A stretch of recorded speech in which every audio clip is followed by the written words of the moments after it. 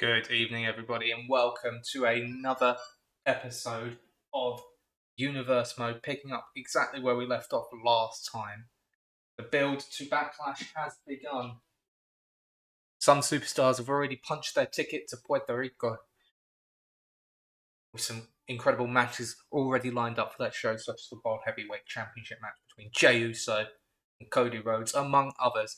And we're going to continue to fill out the slots on that show tonight. So what do you say we get straight into this episode of Raw, get this show on the road, go straight into our first match of the evening, which is brought to you by the women's division of Raw.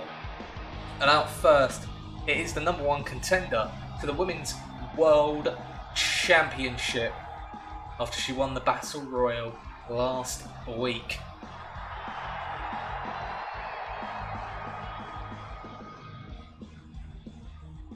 The following contest is scheduled for one fall, making her way to the ring from the Welsh Valleys, Tegan Knox picking up the victory in the breakout battle royal that we saw last week, outlasting every other woman in that match, to earn herself a shot at the Women's World Championship, currently held by Rhea Ripley. And tonight is going to have her first match in singles competition.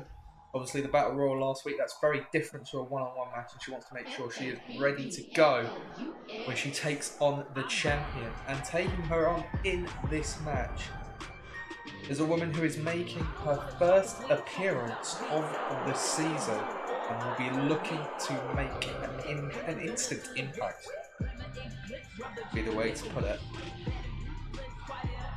A lot of stake in this one, even if it could technically be termed as a warm-up match. And from Staten Island, New York, the most beautiful woman in all of WWE, Carmella, as I said, making her debut for the season. And if she can pick up a win over the number one contender, that is going to send her flying up the rankings in the Raw Women's division. So, even though the number one contendership isn't at stake, no title on the line, anything like that, there's still lots to play for in this match. It is a contest to be taken seriously, no doubt, and should be an excellent opening contest for Monday Night Raw.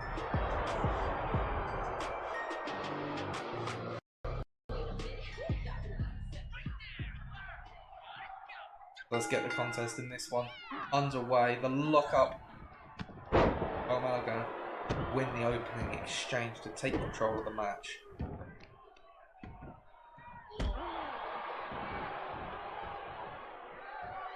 And very early on, Carmella heading to the top rope, looking for an elbow drop, but nobody home.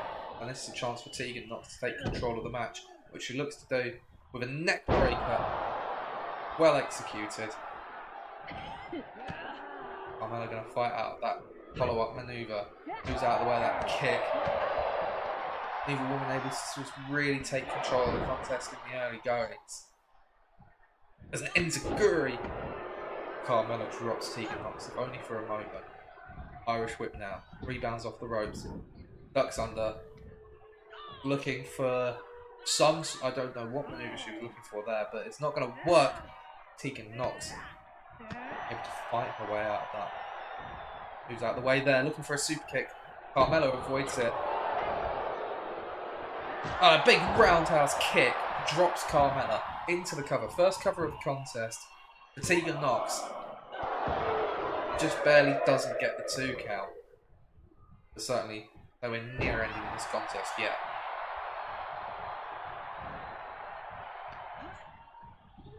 Tegan Knox looking for a German suplex. Carmella lands on her feet. Wonderfully done, and a mat slam. Gets a 1 for that. Now, Tegan Knox, Hurricane Rana. What's she going to follow that up with? Actually, it's going to be Carmella that strikes first. Goes again for the super kick. I don't know if she missed or if Carmella was just able to withstand the impact, but nonetheless, Carmella in control now. Tegan Nox gonna fight out again.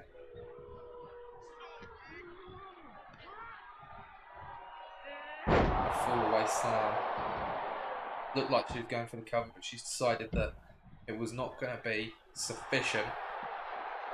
And now Tegan Nox looking for a high-risk maneuver, perhaps. A suicide dive to the outside.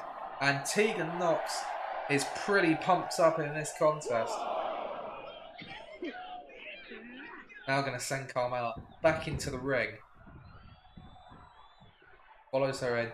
Looking for a headbutt, but Carmella misses. And the big slap, looking perhaps for an X Factor, and she misses the kick, but she's going to connect with it there. And now Tegan Nox in a precarious position as Carmella into the code of silence. But the referee calling for a rope break. Tegan Nox back to her feet, into the cover. That could have been the end for Tegan Nox. The code of silence. Kick out a 1, into a cover of her own for Carmella.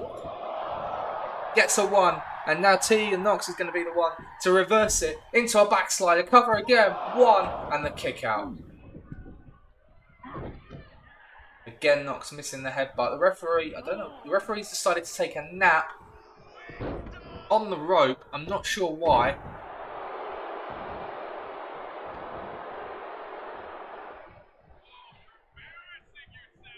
As now, Tegan Nox going to go shoulder first into the ring post.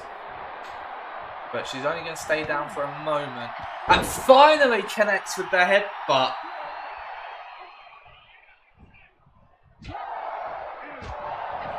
Couple of chops there from Tegan. I'm going to wrestle Carmella down to the mat.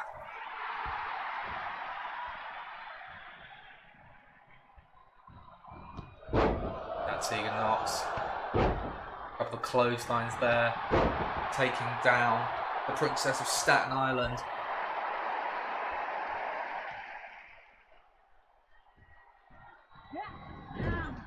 Misses out on that one, and Carmella looking to take control of the match.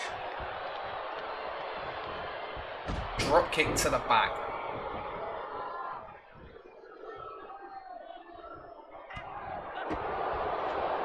Carmella now looking for a snap suplex, and she gets it. Looking again perhaps for the X Factor, doesn't connect with that one. And now Tegan Nox with a choke slam. Drops Carmella. And this is an opportunity for Tegan Nox, could be about to put the finishing touches with the Shining Wizard into the cover for Tegan Nox. 1, 2, 3. She gets it. Big victory for Tegan Nox. And there's the champion, Rhea Ripley, with a shot with the championship belt. Rhea Ripley sending a message to the #1 contender to her championship, Tegan Nox. Well, that was a good victory for Tegan Nox, but obviously less than ideal for her to be laid out by the champion following the match. Well, we have to move on to our next contest of Raw after that impressive victory by Tegan Nox. So let's get into our next matchup of the night. And out first, it is your Intercontinental Champion, Gunther.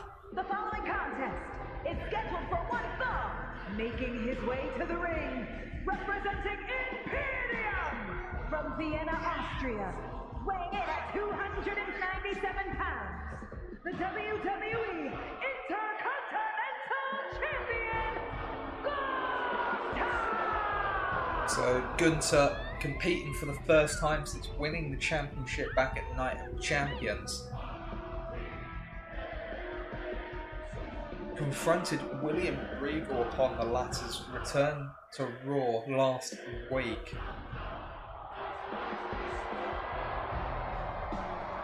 And now. It is the champion in action tonight.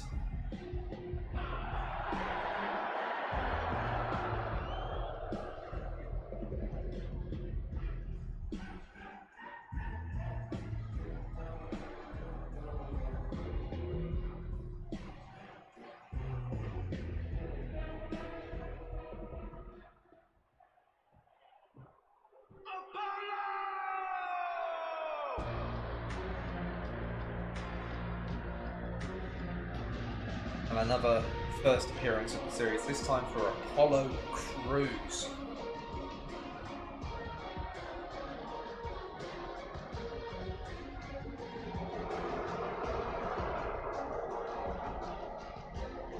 And his opponent from Benue State, Nigeria, weighing in at 241 pounds,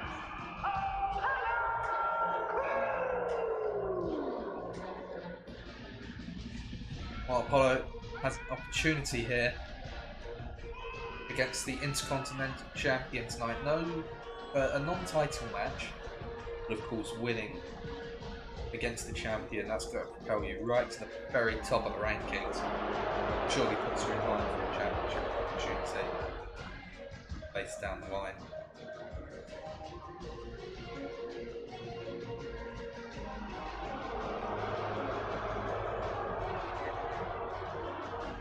So Apollo, he's got everything to play for tonight, but of course Gunther very impressive recently, as he always is. So let's see how this one goes down. Referee rings the bell. Neither man able to take the upper hand in the initial exchange, but Apollo catches him and sweeps the leg. Gunther, the first man to be taken off his feet in this match. Apollo, he's got speed, he's got strength, he's got agility. He really is the total package. Can he bring that all together for a victory over the Intercontinental Champion tonight? It's Gunther with those big chops that he's famous for, and a sidewalk slam.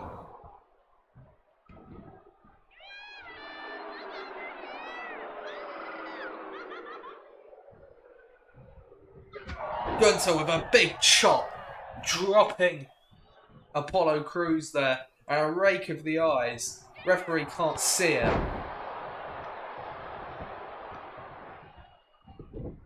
And now Gunther working away on the legs, looking to take away the speed and the power game even of Apollo. He's going to segue into a nice suplex. Apollo Crews is struggling in the early goings here. And just as I say that, a nice reversal into a clothesline. Is this an opportunity for Crews to take the upper hand in this contest? He only takes it for a moment before Gunther wrestles control back. The mat is sacred, says Gunther.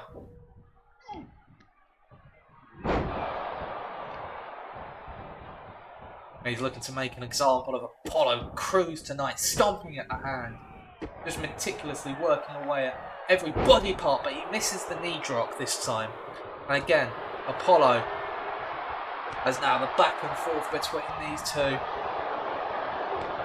Gunther with those big chops. And he says, Apollo, hit me!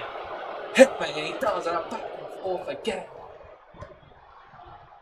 And Gunther with a big clothesline. Drops Apollo Crews. And now Gunther. Gunther with a dragon sleeper. Submission maneuver, but Apollo quick to fight out of it. I don't think Gunther had it fully locked in that big boot. Dropping Apollo Crews. Not looking good for Apollo. Into the corner we go, looking for the repeated headshots into the turnbuckle, but Apollo wise to it and able to fight out. Irish whip now. Gunther counters it. And just tosses him back into the ring.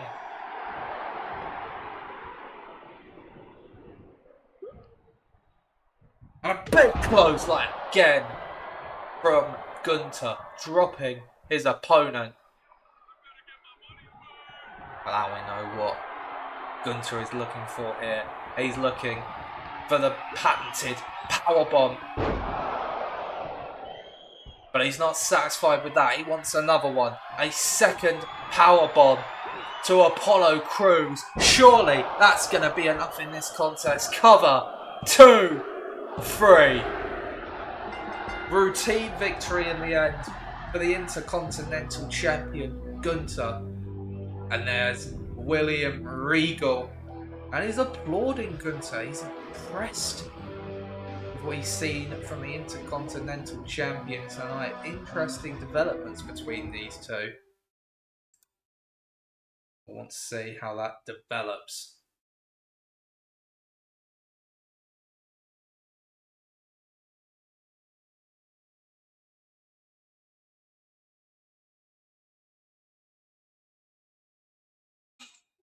Well, following on then from that contest, it's time for us to turn our attention over to the tag team division. So let's get our next match underway here on Raw. Out first is a team making their first appearance of the season.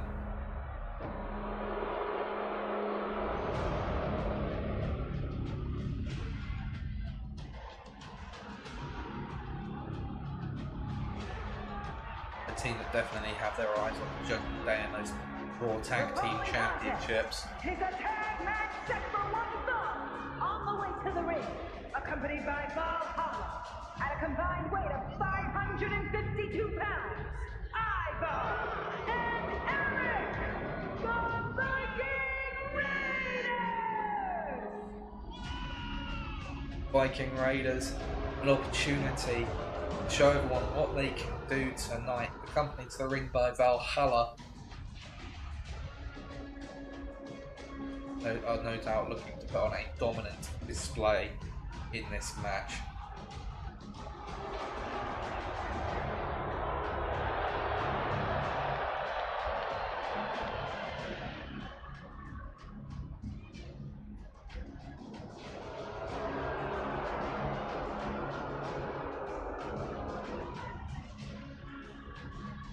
But of course, we can talk all we want about how the Viking Raiders want to pick up the win in this match, but that's obviously true for their opponents as well.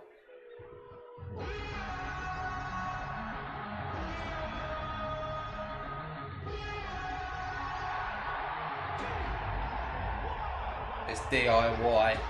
We saw them. And their opponents, at a combined weight of 400 pounds, Tommaso Ciampa and Johnny Gargano!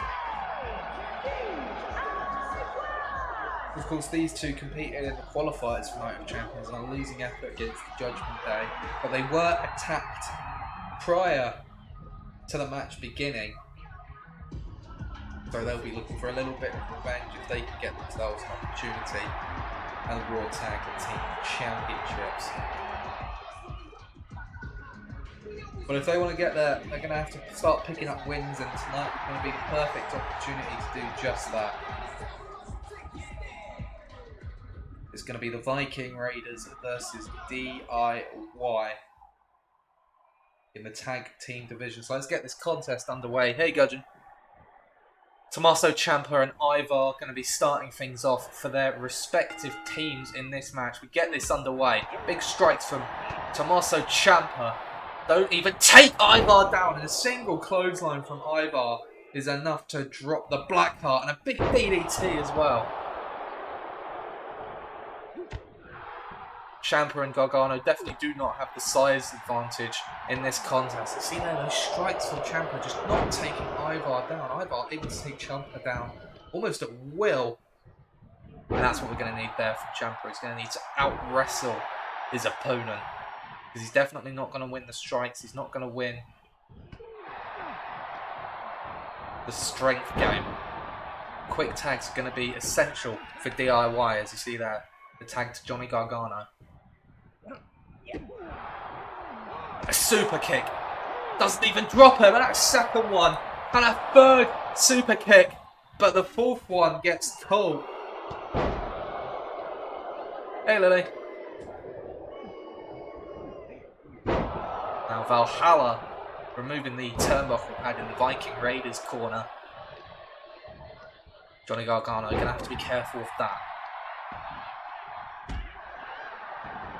We do join us, ladies and gentlemen, for what is our third match of the evening to recap what we've seen so far. Tegan Nox picked up a victory over Carmella in our opening match and was laid out after the match by the women's champion, the women's world champion, Rhea Ripley. Of course, Tegan Nox earning a shot at the title last week. And then in the match prior to this, the Intercontinental Champion Gunther picking up what ended up being a routine victory over Apollo Crews. William Regal congratulating Gunther after the match. It's interesting to see what's developing between those two after Gunther confronted Regal last week. We'll see how that situation develops. DIY doing well in this contest so far, but you see just one strike from Ivar is enough to drop the much smaller opponents.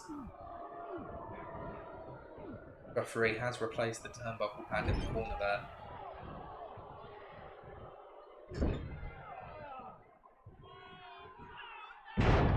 Ivar yet to tag in his partner in this match. He's trying to go it alone. Ciampa, I don't know if he broke up the pin. It looked like Gargano kicked out, but either way, it's not going to be enough for the Viking Raiders.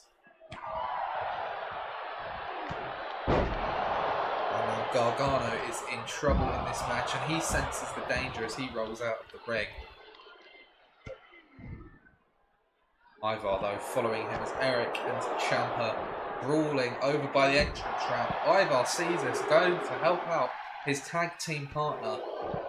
Both men are down. Gargano's back to his feet, going to go help out his partner. As both men whiff the strikes. That super kick, that one's going to take Ivar down. Gargano hyping himself up. The crowd behind DIY. Back into the ring we go. Gargano tagging in Ciampa. A 7 count. Ivar needs to get back in the ring. And he seriously needs to consider tagging in his partner. The knee does not drop him, but Ciampa whiffs the clothesline. A nice suplex there. Valhalla, you can see, has thrown a baseball bat into the ring. Big splash from Ivar, who has been a one-man wrecking crew so far in this match. Gargano with the save for his partner.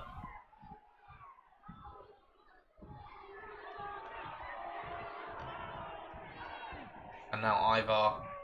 Well, he's looking to take his opponent into the corner, but the turnbuckle pad had been exposed. Referee trying to fix it has blocked him. It's a big knee from Ciampa. Drops Ivar. And now Valhalla getting involved again, distracting Tommaso Ciampa. I'm not sure how he hasn't seen Ivar there. With a driver dropping Ciampa. That could be Kurt in this match. A kick out at 2 from Tommaso Ciampa. And now finally, Ivar tags Eric into the match. The first time Eric has been the legal participant in this contest. Slipped in behind there, Ciampa, but quickly swatted away. Now the Irish whip. Ducks underneath that one. Leapfrogs over this time. Looking for a big kick. Doesn't get it. Again. A fall away slam to Ciampa. But Ciampa, he's been thrown near his partner. He was looking for the tag. Eric, quick enough to stop it. But Ciampa pushes him away. And here we go. Johnny Gargano back in this contest. And Hurricane Runner. Nicely done. Into the corner we go. Gargano. Lovely leg drop there. And again, trying to get the crowd behind him. Trying to get the crowd behind DIY in this match. Eric catches him on the way in. Into the fireman's carry. And a snake eyes in the corner. Stuns Gargano. Only for a moment though. Looking for a big discus clothesline, but again Eric catches it. It takes just a little bit too long. Into the corner we go. A big chop and a snapmare. Gargano rebounds off the ropes with a drop kick to the side of the head. Very competitive back and forth tag team match we've had so far.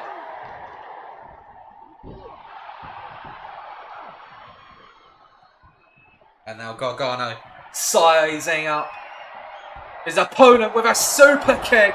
Drops Eric. He could be out. The cover, but Ivar is there to make the save. And Gargano, he's got Ivar in the Gargano escape.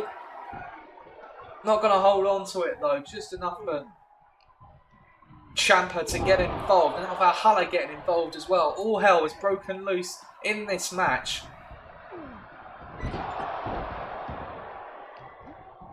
And now Eric with a snap suplex. Gargano rolling out the ring. Eric to follow him. Into the barricade goes Eric. And a super kick barely even registers to Ivar, but this might a DDT on the apron. Back in the ring we go. Both men moved out of the way, and now Gargano with a Gargano escape locks it in. Could this be the end of the match for the Viking Raiders? Gargano, I'm not sure he necessarily has it all cinched in, and you can see there enough for Eric to adjust the angle and fight out of the Gargano escape. That could have been the end of this contest, the signature maneuver of Johnny Gargano. Gut wrench, gut buster there into the cover for Eric. But Gargano easily gets the shoulder up, and a super kick drops Eric.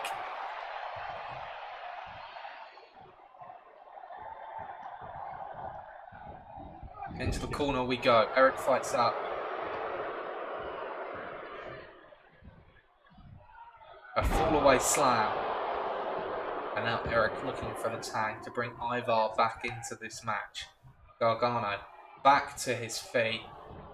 Looking for a super kick, but able to move out of the way of the crossbody at the last second. Even move connecting. Now Ciampa into the match.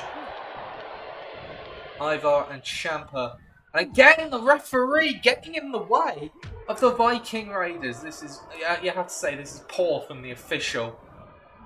He's definitely having an influence on how this match is proceeding. Ivar able to fight out of that one. Big knee from Ciampa, and this time it drops Ivar, who makes the tag. Valhalla getting involved yet again.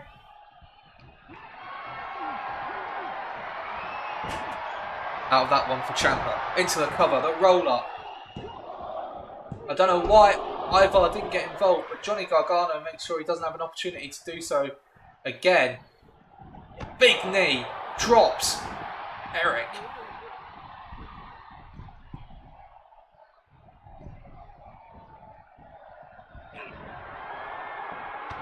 Eric whiffs that shot, and that could be the difference in this contest. Fairy tale ending from Tommaso Ciampa, and Ivar just in the nick of time to make the save. A big shot across the face by Ciampa.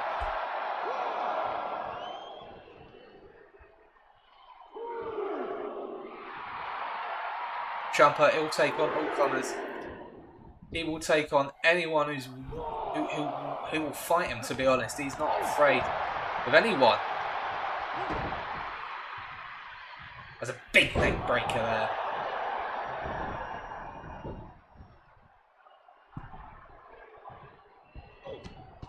Just a big strikes and a big knee to the opponent.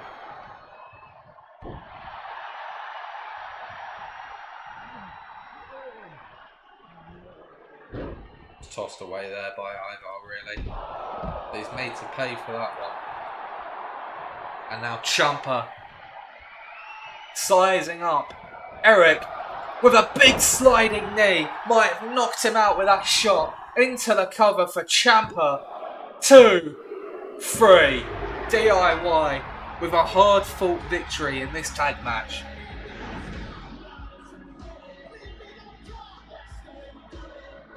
Much needed victory for DIY tonight after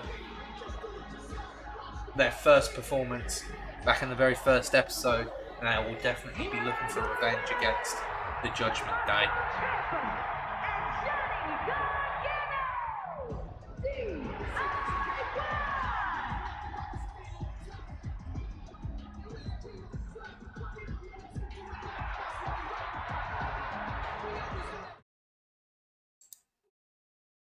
A big win there for DIY.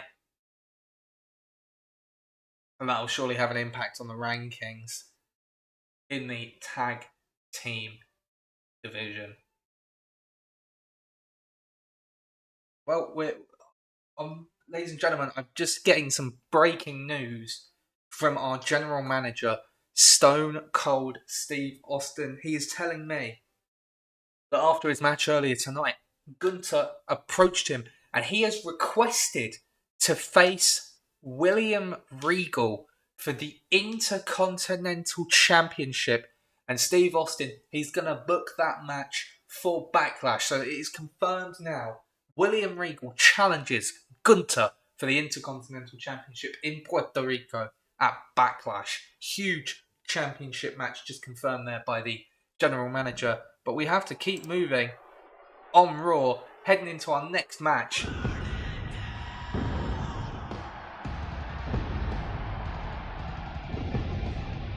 And Seth Rollins making his first appearance since Night of Champions, obviously losing effort in the World Heavyweight Championship match.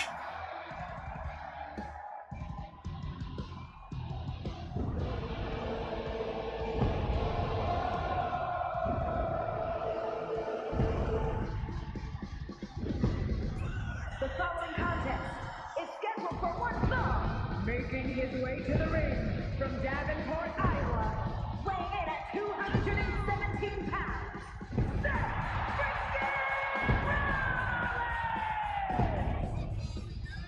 Rollins! Seth Rollins is obviously disappointed with how things turned out at Night of Champions.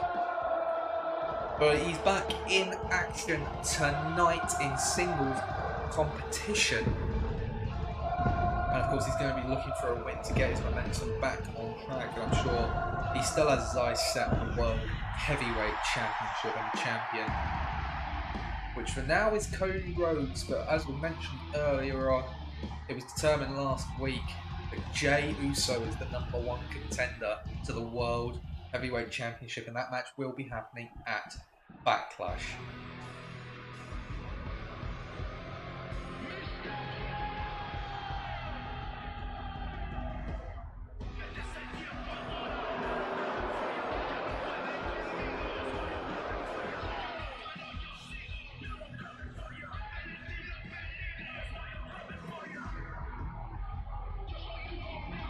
His opponent, representing the Judgment Day, from San Diego, California, weighing in at 200 pounds, Dirty Dominic Mysterio! Dominic Mysterio going to be competing in his first match of the series. Of course, he's been present for the matches of Finn Balor and Damian Priest in recent weeks, but he's going to step into the ring himself tonight. And what a statement it would be, what an upset really it would be if Dirty Dom can knock off Seth Rollins in singles action. It seems strange to say, but if he can, he would have to put Dominic Mysterio into the conversation for that World Heavyweight Championship as well. Seth Rollins, despite being the man to take the pin in that triple threat match at Night of Champions, he remains one of the top contenders on Raw.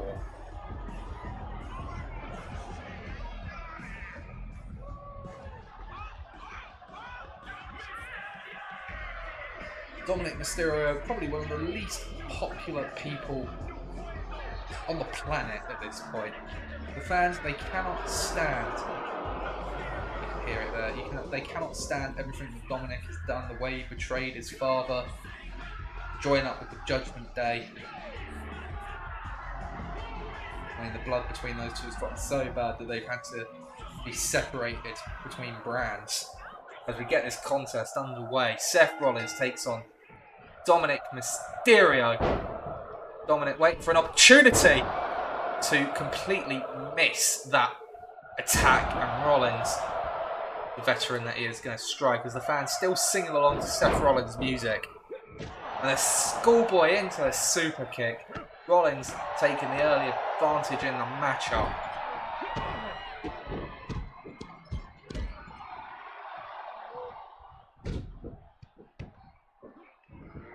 Well, interesting to note, the very first match that Dominic Mysterio had was against Seth Rollins back at SummerSlam in 2020. It was a losing effort that night for the younger Mysterio, as Rollins, tornado suplex, very well done. This will be a good indicator of how far that Dominic Mysterio has come in his young career and what he's learned from his time in the Judgment Day. The strikes back and forth. Seth Rollins really been dominating this match thus far. Seth Rollins really in control, and I think Dominic Mysterio says he's had enough. He doesn't want anything to do with this match against Seth Rollins, and Seth Rollins says, "Nuh-uh, get back in this ring, kid. I'm gonna whoop your ass." Seth Rollins, he needs a convincing victory to get himself back in contention for the World Heavyweight Championship. Waiting for Dom to get back to his feet, and he got bored of waiting. Instead, looking for a neck breaker. No, a big elbow to the back of the head. Dominic Mysterio not really got anything going in this match, and again, I've seen that move a few times tonight because it's very effective. Catches the opponent unaware, gets them all dizzy, and then you just kick them in the face. It's very effective. Rollins, he's taken Dominic to the top rope, looking for a superplex, and he is going to get it.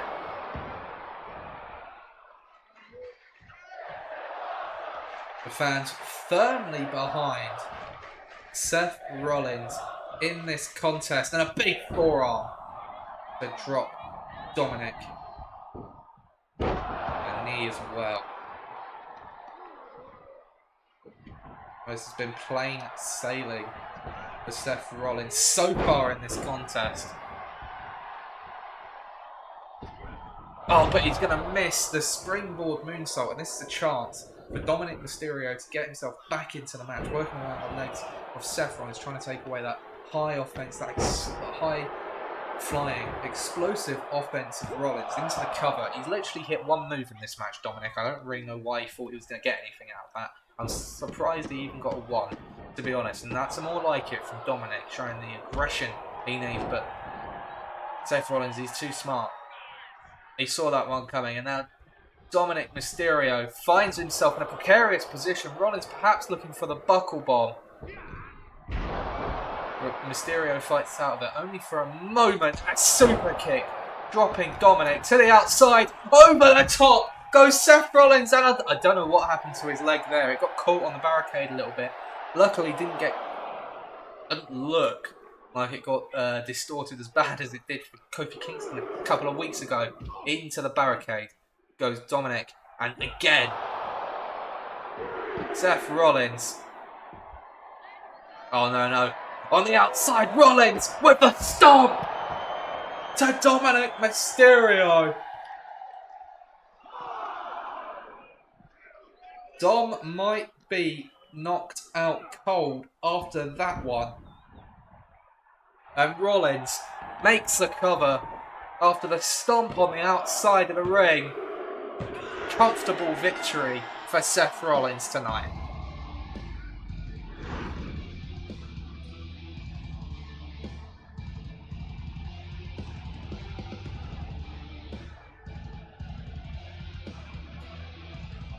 The stomp on the outside for the Architect. Dominic Mysterio was out. You could count to 100 after that one, I think.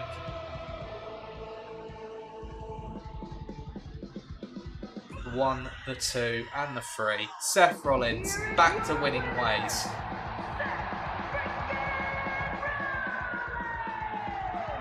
He's had a difficult start to the season, despite being in that World Heavyweight Championship match, and this could hopefully be the start of a good run for the Monday Night Messiah.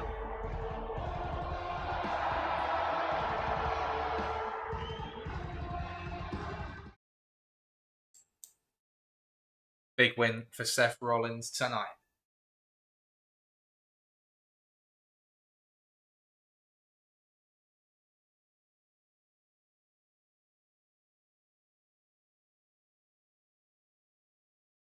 Time to move on to our next match of the night as we head back over to the women's division. And we saw these two individuals last week in the Battle Royal, and they have decided to reforge their alliance.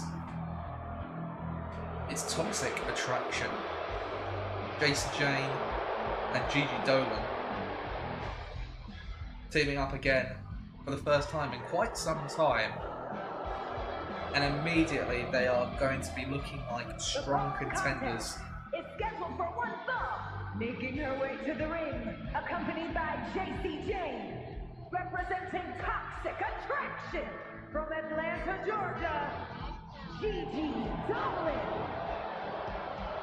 As I was saying, they immediately look like they would be strong contenders for the women's tag team championships. And indeed, we are getting what could be a sneak peek into the future tonight. It is going to be one-on-one action. It is Gigi Dolan competing in this match tonight, but she will be taking on one half of the women's tag team champions.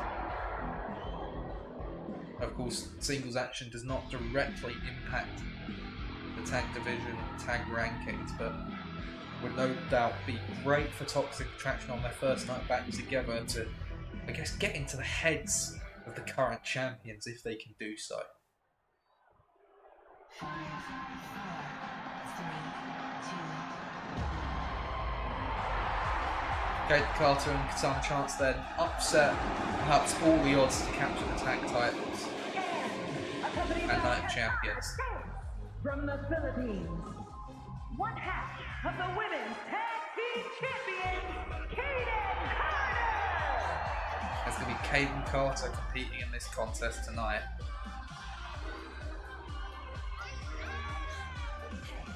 It'll be interesting to see how she performs in what will be her first singles match of the season. Didn't go so well for Katana Chance when she attempted it recently against Rhea Ripley, but then again that was against the current women's world champion, so there was always going to be the underdog in that match, I think. Whereas this, I think as the champion, Kate Carter has to be considered the favourite. But do not underestimate Gigi Dolan. This should be a fascinating contest and an insight into the tag division in this singles match as we get this one underway. And immediately a back suplex from Gigi.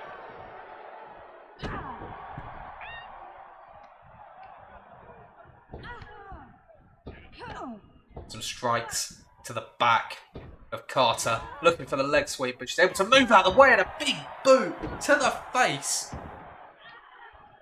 Now working away on the legs, trying to take away the vertical base. Gigi.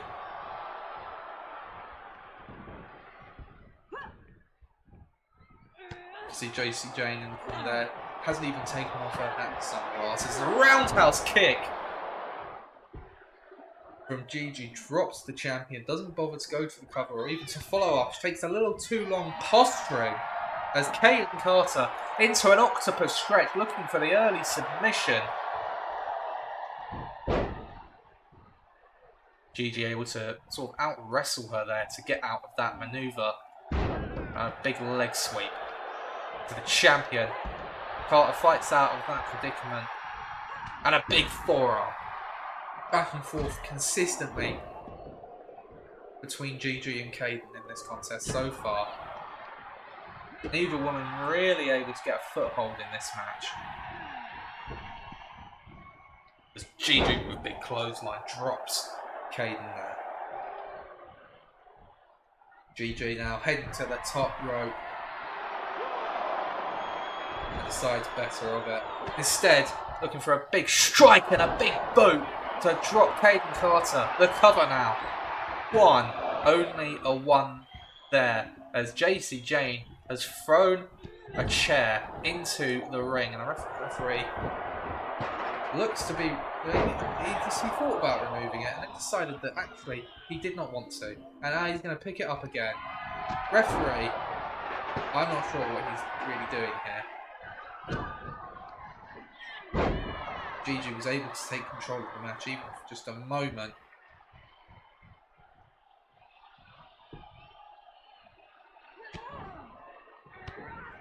Fights out of that one.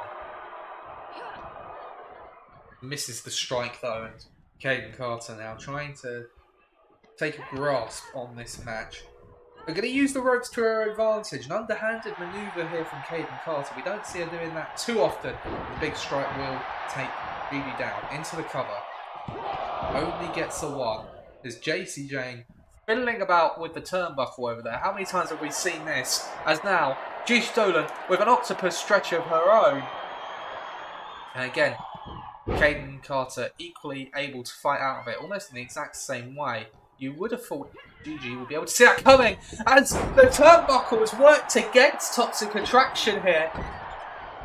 But now might be working in their favour. That's not quite what JC Jane had in mind. And again, that turnbuckle coming into play in this match.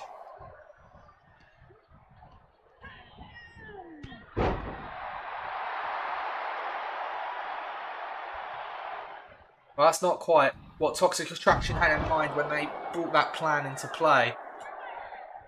To be honest, I do think Gigi probably had the worst of that exchange there. Oh, hang on a second. And a big boot to Katana Chance on the outside of the ring. Completely unprovoked from Gigi Dolan and a Gigi driver. Now Kaden's seen that her tag team partner's in trouble. She's going to get involved. A big head slam into the apron.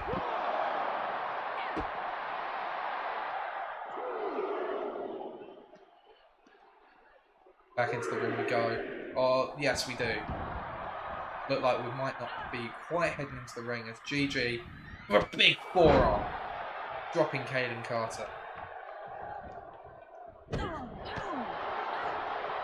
Just grabs her by the hair, tosses her across the ring, and she says, none of that.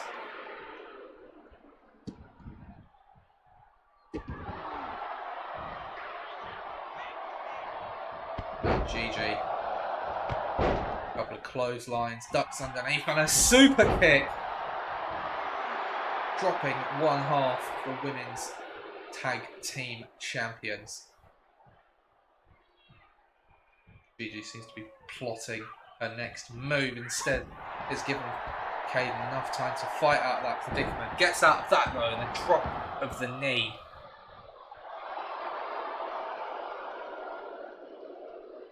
Kaden looks like she might be out of it.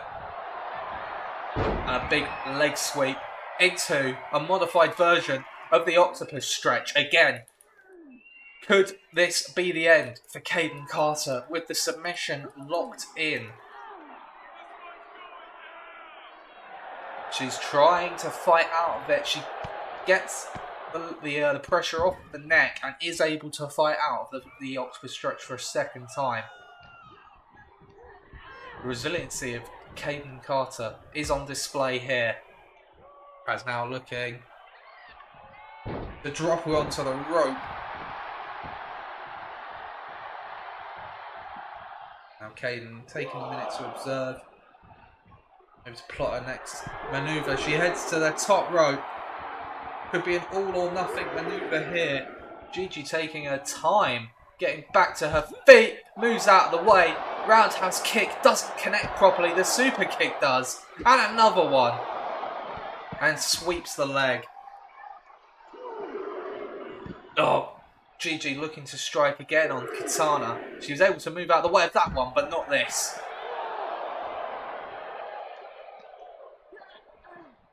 Katana Chance is just here to support her tag team partner. This is completely unprovoked from Gigi Dolan as another Gigi driver to Katana Chance. Interestingly, Kada not getting involved this time as a big boot dropping the champion. And now, this time to the actual opponent, the Gigi driver, straight into the cover. 1, 2, 3. A big win for Gigi Dolan in singles competition.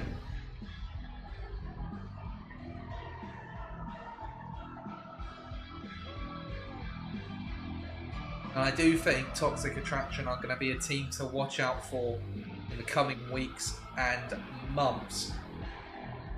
Albeit this was a singles match.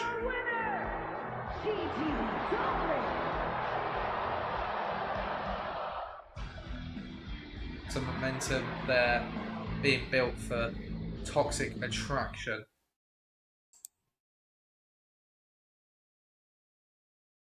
In this contest. Well, ladies and gentlemen, it is time for our main event of the evening.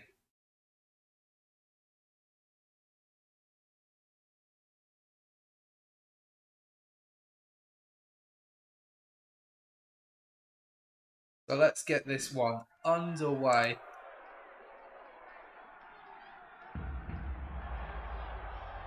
Wrestling has many loyal fans.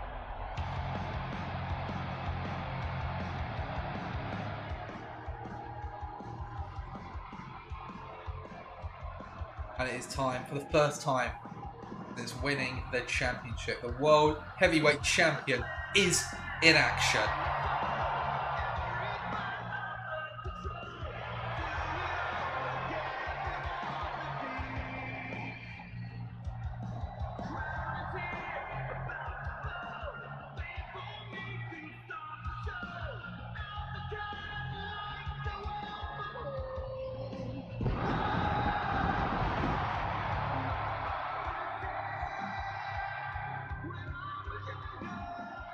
The following contest is scheduled for one fall, making his way to the ring from Atlanta, Georgia, weighing in at 220 pounds, the World Heavyweight Champion, the American Nightmare,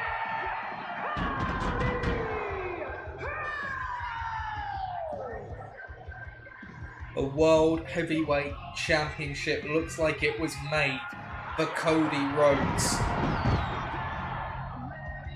The American Nightmare capturing the championship at Night of Champions, fulfilling his dream, finishing his story, so to speak.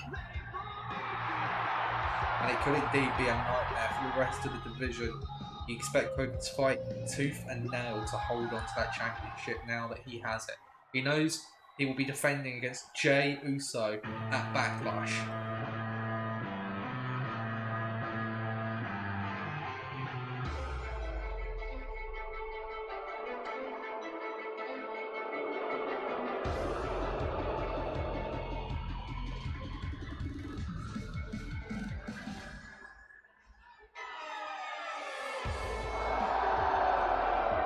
and his opponent from Kyoto, Japan, weighing in at 220 pounds, Shinsuke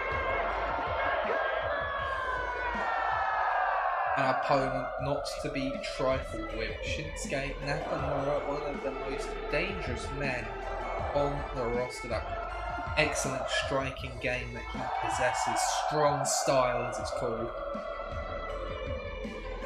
One strike from Shinsuke Nakamura is enough to break your nose or knock out one of your teeth.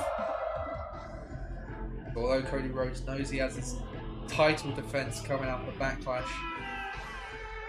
he would do well not to look past the king of strong style. And of course, again, if Shinsuke can pick up a win in this,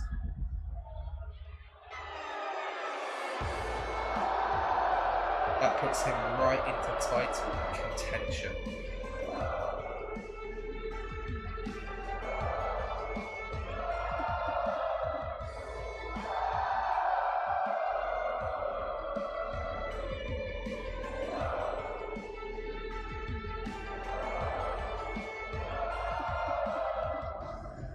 So this will be an intriguing contest as we get this one underway. We see there the striking of Nakamura right out of the gate.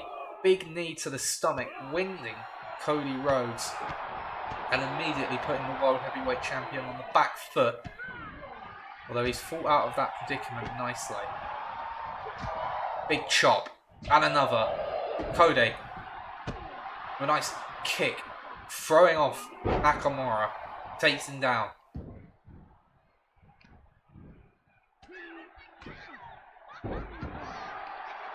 Cody will, of course, do well not to look past Nakamura, but he also, the quicker he can end this match, the better. The last thing he needs is an injury heading into his first championship title defense against Jey Uso at Backlash. And Jey will be watching this one, I'm sure, with great interest. As Cody, despite that shaky start, he's been able to take control of this match nicely, take control of it very well. Nakamura so far not really had an answer, but Cody going to the well one too many times on those chops.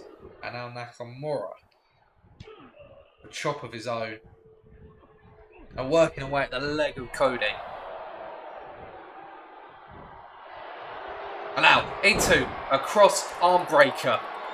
Will Cody tap? No, he won't. Fights out of that one and quickly. Off of the ropes and a running bulldog from Cody Rhodes. And this time a big uppercut follows up that one. Schoolboy looking for the cover. To end this one quickly, Nakamura out at 2. Off the rope for Cody and a nice arm drag from Nakamura. Nakamura slowly fighting his way back into the match.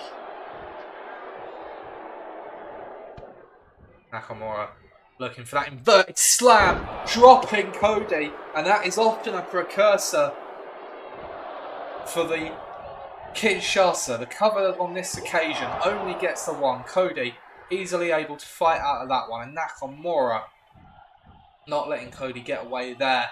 Head first into the turnbuckle. Nakamura with a good body slam in it. Drops the champion. And Nakamura from the second rope, looking for a Kinshasa maybe. Doesn't connect with that one. Cody now off the ropes with the Cody cutter. He was waiting for Nakamura to get back to his feet, but Nakamura gets the shoulder up in the nick of time. He's done well to fight out of that after Cody connected with the cutter. Cody taking Shinsuke to the top rope. What's he looking for here? Looking for that Hurricane Runner. Gets it.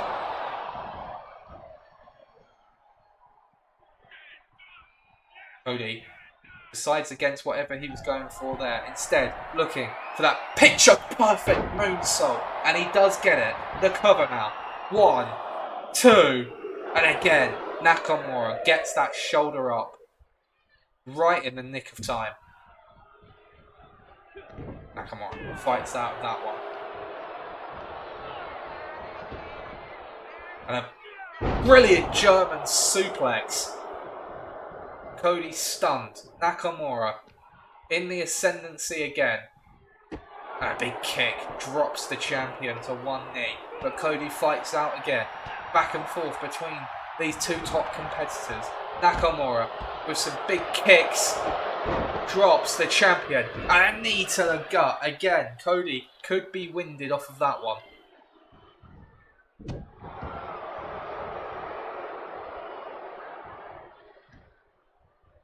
Nakamura looking for a big strike here. He's not going to get it though. Again, Cody going for that striking game against Nakamura. I'm not sure that's the wisest decision when taking on the king of strong style. Snake Eyes into the corner now. Oh, I choke. Nakamura choking the World Heavyweight Champion. The referee saying, no, don't do it. I can't do anything to stop you because I'm incompetent, but don't do it. Cody looks to be in serious trouble. The Kinshasa may have just turned his lights out. The cover. But Cody keeps the match alive. Kicks out of the Kinshasa, ducks underneath that one. And now Cody with the crossroads to Nakamura to get the win. 1, 2, 3. Cody Rhodes barely escaping with the win in tonight's main event. A big win for Cody Rhodes. And there you see the #1 contender, Jey Uso, goes face to face with the champion. And Cody is not phased. He will not be intimidated. That is your World Heavyweight Championship match at Backlash right there.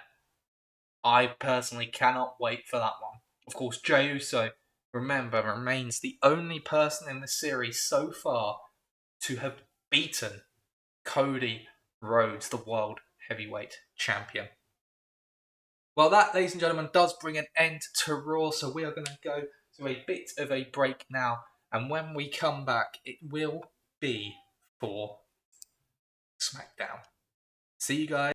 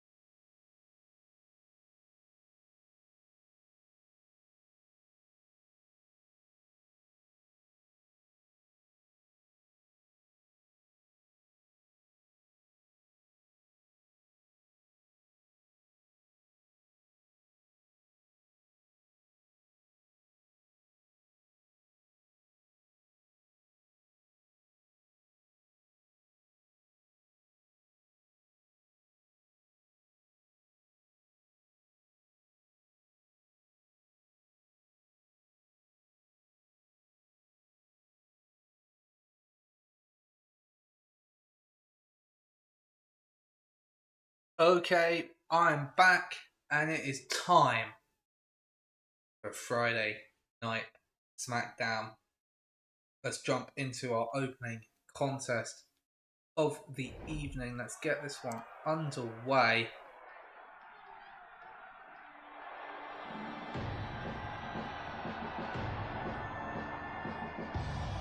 Up first is an individual who has had a pretty torrid time of things recently. He took out his frustrations last week.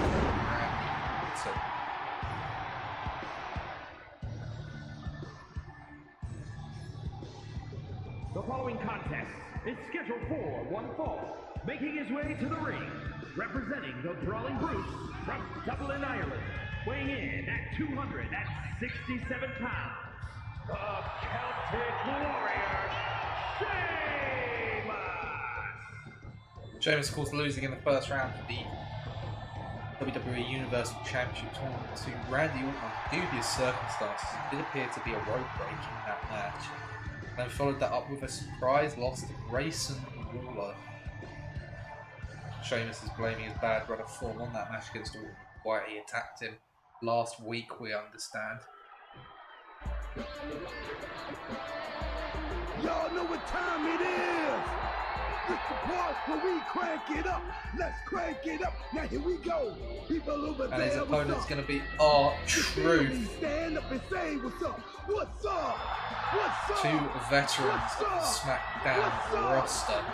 You can get with this or you can get with that. You better get with this. Cause this is where's that? What's up? What's up? What's up? What's up? James is supremely confident before this match. Speaking to him before this one got underway, and he said that if he can't beat R-Truth, then quite frankly he doesn't deserve to be here. Well, that could age very poorly for Sheamus, because R-Truth, he loves some fun and games, he's a bit of a goofball, but he can go when the bell rings. Incredibly athletic is R-Truth. What's up? What's up? He can pull off some unbelievable moves in that ring, so Sheamus would do well not to underestimate his opponent tonight.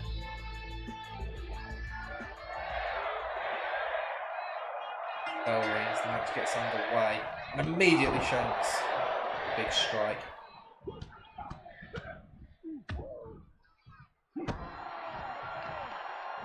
Sheamus going to try and outpower Truth in this match. Going to try and beat him to a pulp, I'm sure.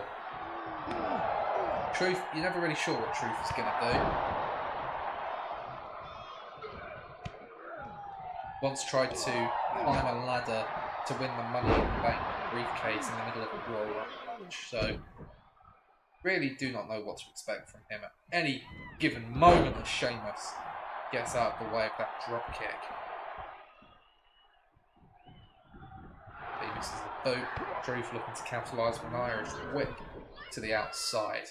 Breaks across the rope there.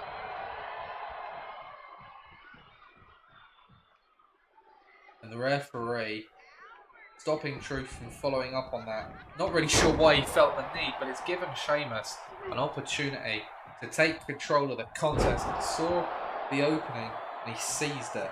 And now Sheamus in firm control of the opening match on SmackDown.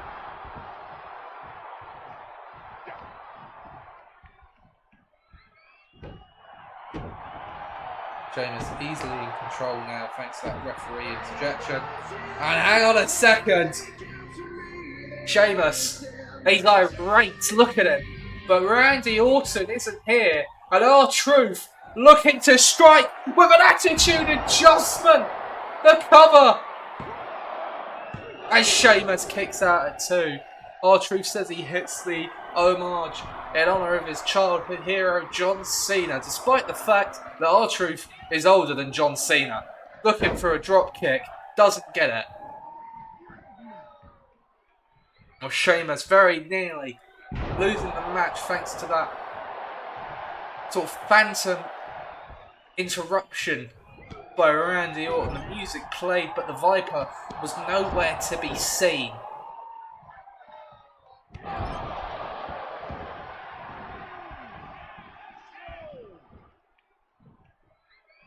Now Sheamus. Some clubbing blows. And a big power slam. Wiping out R-Truth here. Now Sheamus looking for one of his signature maneuvers. Looking for the white noise. The cover now to R-Truth. Is that going to be enough to end this match? No! Truth gets the shoulder up in the nick of time.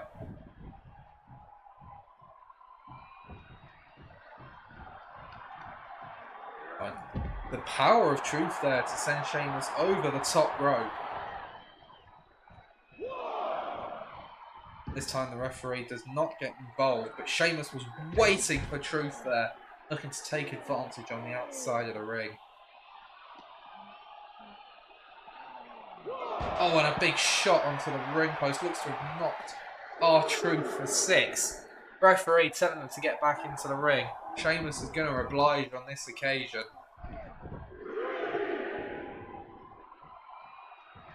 And now Sheamus looking to put an end to this match with the bro kick. The cover from Sheamus hooks the leg. 1, 2, 3. Sheamus finally picks up a win despite the distraction, courtesy of Randy Orton.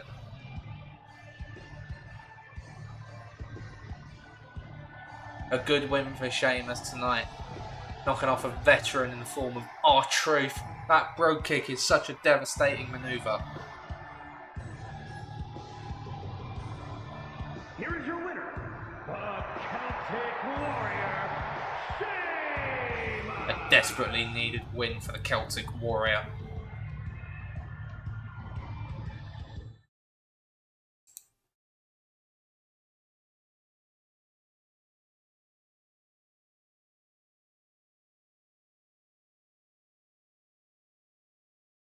Much needed win for him.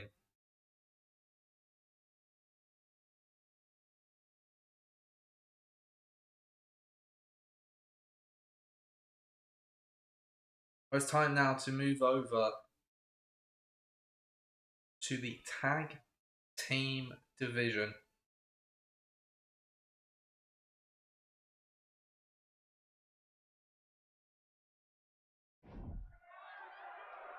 A couple of teams here are going to get their first opportunity to show what they can do.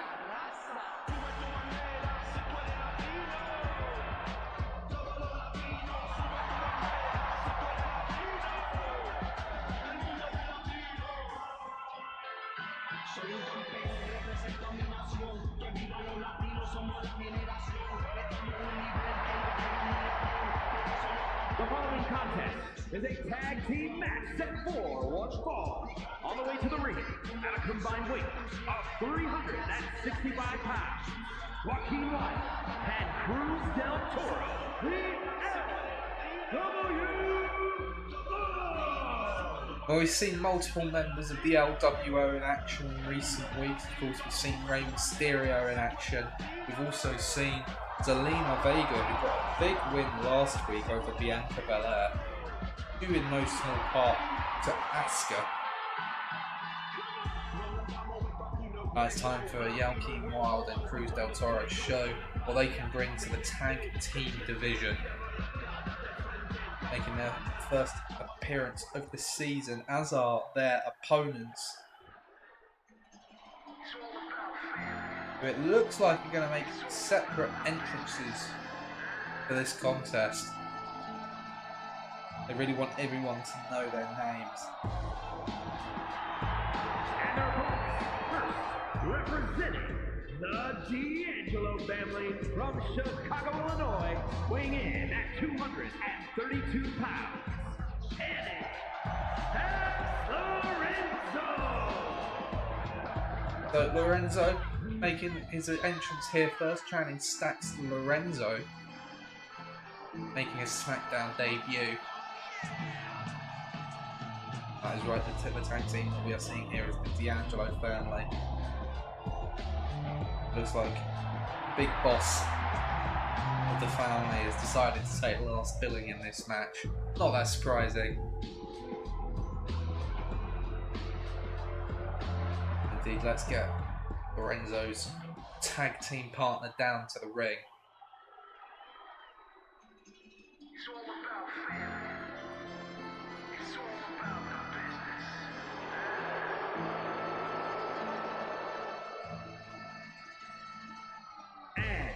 representing the D'Angelo family from Chicago, Illinois, weighing in at 240 pounds, Tony D'Angelo. Tony D'Angelo, the second participant in this team. The Don of NXT is now the Don of SmackDown, as he and his family look to exert their influence over SmackDown. But I need you to understand it is in a completely legal way. They're taking over the business professionally, not by force. And they're looking to make some cash while they do so. There's time to get this match underway as the LWO go up against the D'Angelo family.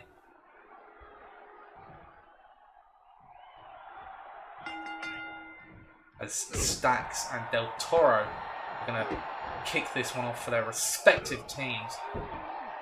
Stacks taking the early advantage, raking at the face and the eyes and the nose of Del Toro.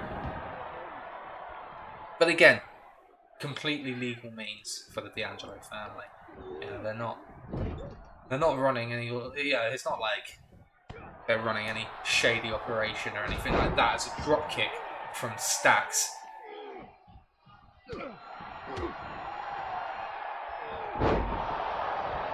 There was no bounce when Del Toro hit the floor there. That looked like it knocked him out.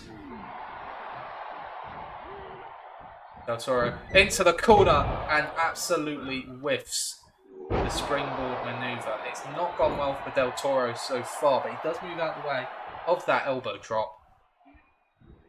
And a standing Spanish fly, the pure strength and athleticism needed to execute that maneuver. Stacks going to tag in Tony now. And Joaquin Wilde strikes first. It's not going well for the Don in his first exchange on SmackDown. Del Toro tagged back in. Quick tag's going to be the key here, as you would normally expect in a tag team match. But Tony D with a big right hand, and you see the smug look on his face there. And the choke, and the strikes, and a suplex from Tony D'Angelo. Very pleased with himself, very pleased to see that his family has made it to SmackDown.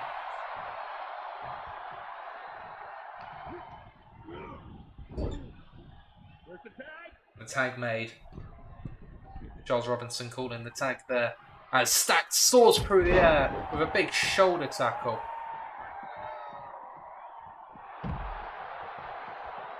Tony D looking to send Del Toro back into the ring, which he does.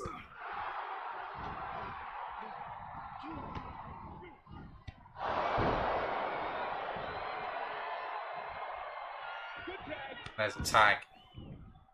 It's Tony, but there's a tag to Joaquin Wilde. Tony misses on the clothesline, and Wilde moves out of the way of that. He's going to send Tony D'Angelo over the top rope, but he's able to hold on. Now Tony D to the top rope, and he gets caught and tossed down to the mat. Looking for a big right hand. This time Wilde is able to roll out of the way. Irish whip now into the corner. Looked to tag in his partner, but Tony was wise to it.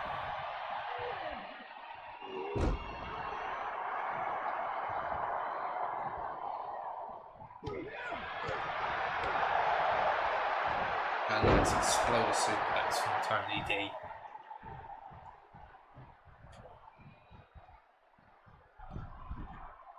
He's going to do a little posing here, making a little bit of fun of his opponent.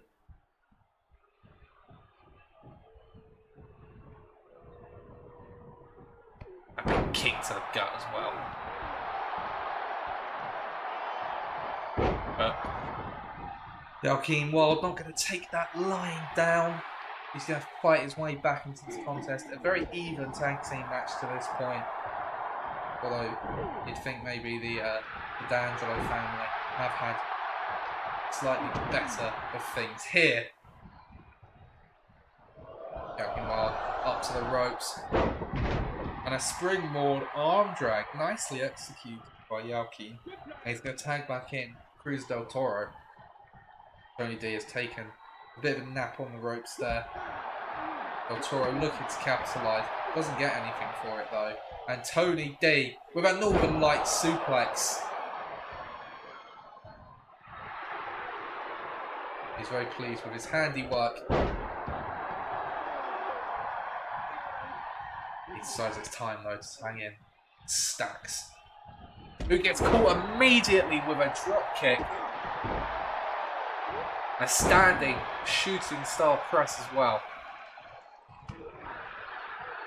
Look to take a shot at the Don, and the Don struck back, and that looks to, well, it kind of looks like it might have pissed off Stacks a little bit to see the boss attack like that. Big right hand from Stacks, rebounds off the rope, and a big boot, dropping Del Toro.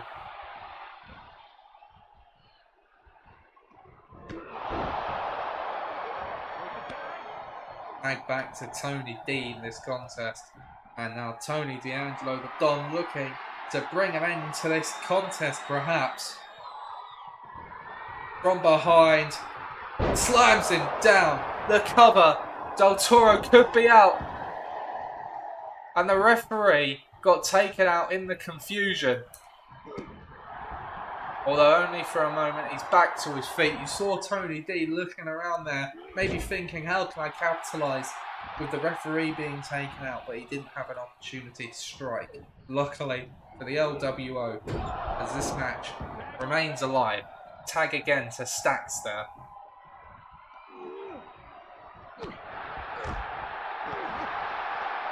Big strikes continuously. Now going to take out Wild on the other side of the ring.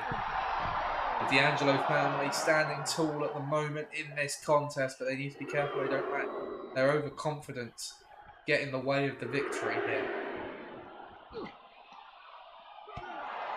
Indeed, Wild had enough time to fight out of that predicament, though he wasn't able to capitalise. Back into the ring we go now.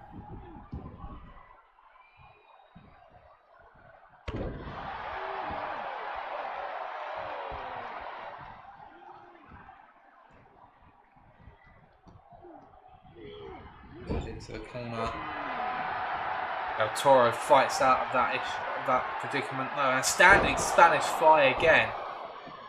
Looking for the tag now to Joaquin Wild. I'm not sure Stacks realised the tag had been made, but he does definitely know about it now. Stacks, he's pissed. He's firing at anything that moves, and even people who aren't anywhere near him. A big DDT drops Wild there. Oh, hang on a second. The referee now coming under fire from Stacks.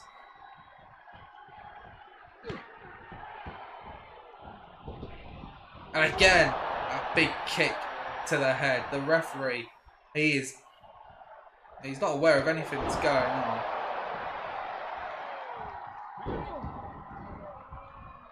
You see Tony D there, he's talking with Stacks, telling him, what are you doing? Why are you attacking the referee when you had the match won? And it's allowed the LWO to get back into this match. Cover on Cruz del Toro, the cover from the ref. And the kick out, Del Toro. Nice. Tosses him back into the ring. And Wild rolls out. Del Toro is, at least for now, all by himself. Into the corner we go. Makes the tag to Tony D. He drops him. Easy as you like for the D'Angelo family. The cover. 1, 2, 3. The D'Angelo family pick up the victory on their first night on SmackDown. Some miscommunication, some misfires maybe, but nonetheless a very good win for Stacks and Tony D.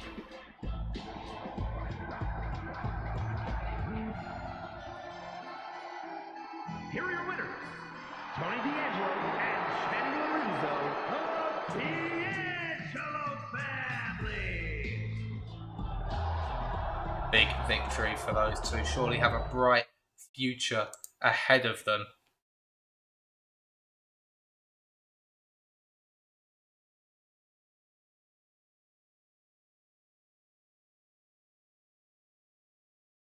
And now for our next contest, we are heading over to the women's division.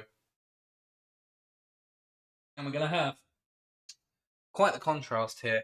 We're going to have a true veteran up against a newcomer in this match. So let's get our contest underway here. Because up first, it is the WWE Women's Champion.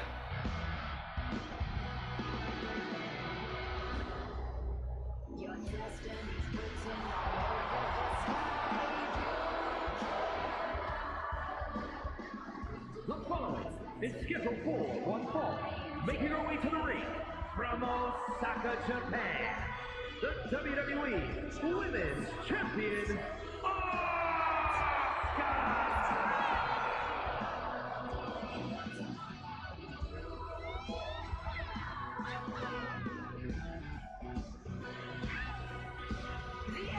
Asuka winning the Gauntlet Eliminator match at Night of Champions to capture the WWE Women's Championship.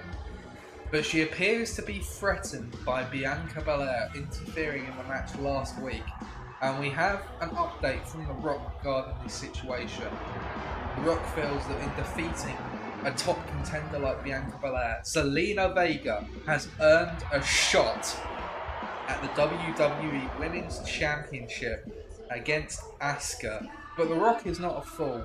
He saw what happened, and he has decided that Bianca Belair is clearly a threat to Asuka. Asuka feels threatened, and who is The Rock to misjudge who the champion feels is a big threat to the championship? It's going to be a triple threat match. Asuka, Bianca, and Zelina at Backlash. But first, Asuka has to get through her match tonight.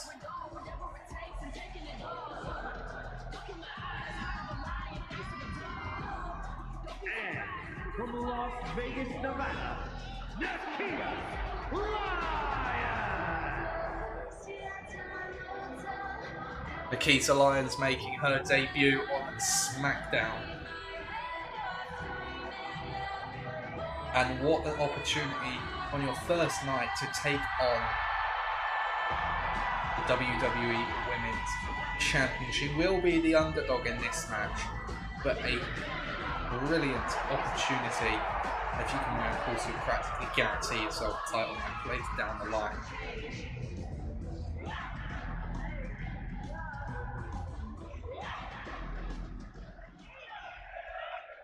We get this one underway. Nikita Lyons taking on Asuka. As Asuka with a German suplex right out of the gate. A big strike. Drops Nikita Lyons, but only for a brief moment. Asuka going to use all of her skills, all of her wits, all of her know-how in this match. Very much going the way of Asuka so far.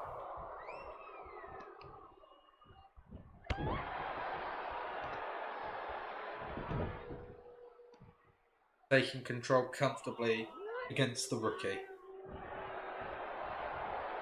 And a big kick drops Lyons there. The cover.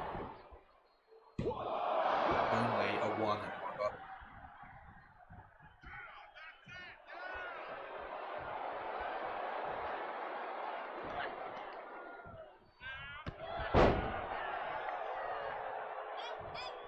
very easy for Asuka so far in this match.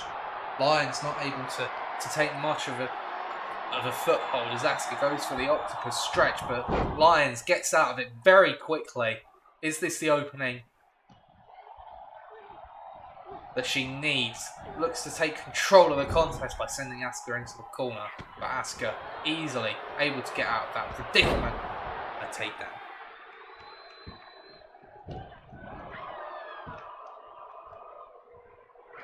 Asuka into a triangle hold now, looking to choke the life out of the opponent.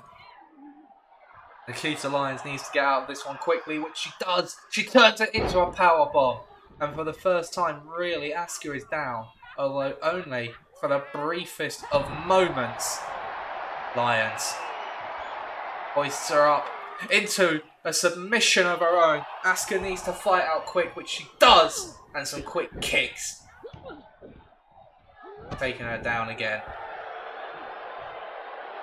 Asuka, cool, calm, collected, composed. She knows that this is going her way, at least for the time being, as she whiffs the roundhouse kick, the neck breaker, takes down both women for the moment, and now Lyons looking to come back in this match. Takes down the champion, and for the first time, Nikita Lyons has some momentum going in this match. An Irish whip off the ropes, ducks underneath, and a Fez press. Asuka quite wisely rolling up the ring. Nikita Lyons to the top rope and a drop kick. Asuka is dazed. Nikita Lyons has seized control of the match, and Asuka, for the first time, looks to be in trouble here.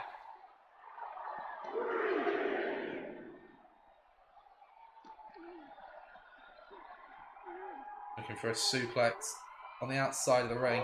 Asuka gets out of the way. We're getting to a 5-count count now. And Asuka with a knockout kick. Maybe looking to take the count out victory. But Nikita very quickly back to her feet there.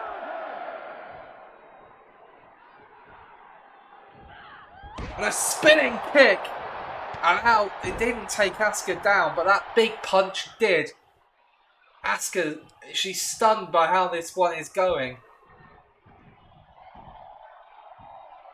Asuka doesn't seem to want any more of this match. She doesn't need it, but hang on a second.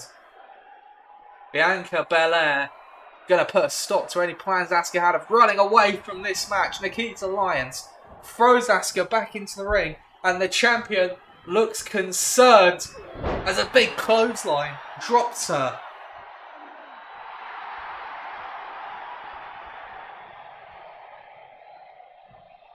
What will Nikita Lyons do from here? Heads to the top rope. An elbow drop to the champion. Cover now. Only gets a 1 count off of it though.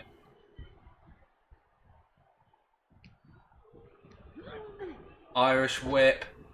Another Fez press.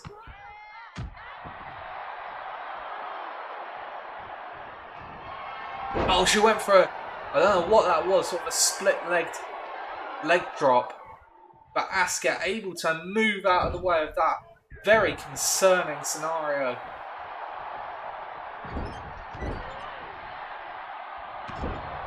But Nikita Lyons firmly in control of this matchup ever since Bianca Belair got involved.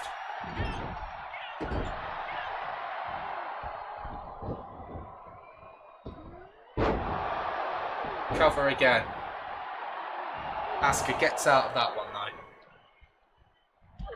Again, quick strikes from Asuka trying to seize control of the match again.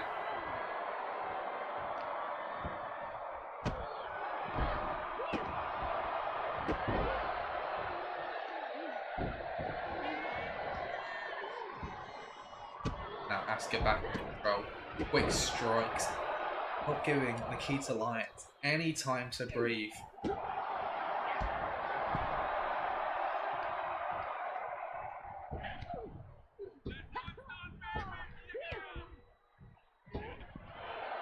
into a backslide as she rebounds off the ropes, looking to get a pin out of nowhere. Gets the 2 count, but Nikita Lyons kicking out again. And a spinning kick! Asuka back to her feet though. Very quickly off of that one. Fights out of it. Asuka now looking for the Asuka lock to bring this match to a close. Is that going to be the end of the match for Nikita Lyons? She's given it an incredibly good fight, but is this the end? She does tap out, and Asuka gets away with the win.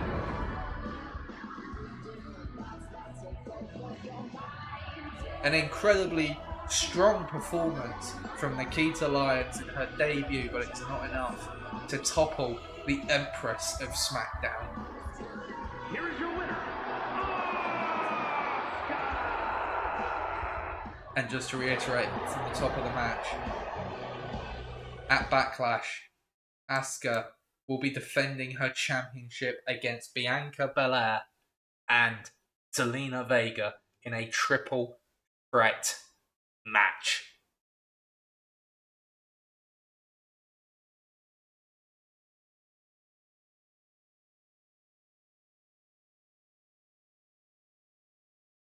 Well, Nikita Lyons, probably one to keep an eye on after that brilliant performance in her first appearance on Friday nights. Moving on to our next contest now.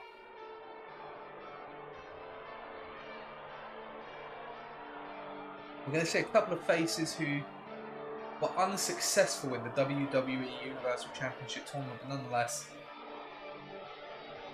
they are great talents, and we're essentially going to give them an opportunity to showcase what they can do tonight.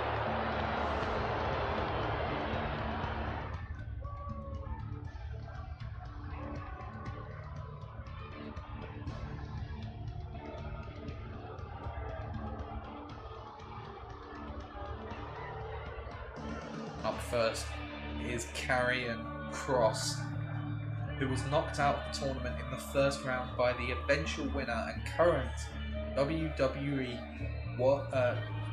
Universal even champion, Bobby Lashley. But I would like to confirm that Bobby Lashley has sustained some injuries over the course of his many matches so far in the series. It all started with that vicious attack with the chair from Randy Orton, and then particularly in that violent, vicious match he had where he won the WWE Universal Championship against LA Knight and Night of the Champions. And at this stage it is looking unlikely that he will be defending the championship at Backlash. Nonetheless, we've got plenty of talent to put on an incredible show at Backlash, so still a show to look forward to.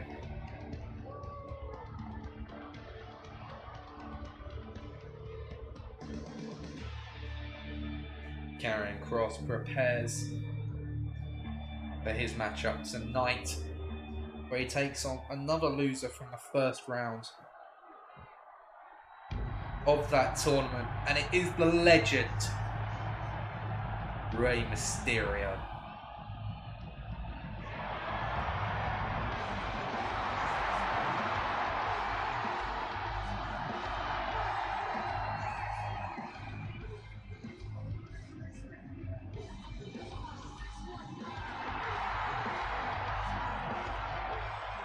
and his opponent, representing the LWO from San Diego, California, weighing in at 175 pounds, Rey Mysterio!